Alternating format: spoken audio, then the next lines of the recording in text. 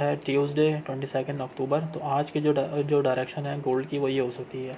M15 में आपने आना है, यहाँ पे जो हायर है, हायर हाई यहाँ से आपने लेके यहाँ के एक ट्रेंड लाइन बनानी है, ठीक है।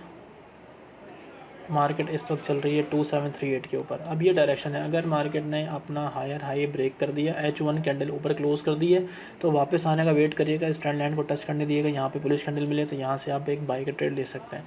और अगर मार्केट यहाँ से डबल टॉप बना के मार्केट इस तरीके से इस ट्रेंड लाइन को भी ब्रेक कर दे और यहाँ पे बुलिश कैंडल ना बनाए, यहाँ आने के बाद जब दोबारा वेट करें ट्रेंड लाइन के पास जाने का, यहाँ पे अगर H1 रेड में बने तो यहाँ से आप सेल के ट्रेड ले लें, स्टॉप लॉस ऊपर लगाएं और नेक्स्ट जो टारगेट होगा इसका वो ये लेवल होगा 2729 का।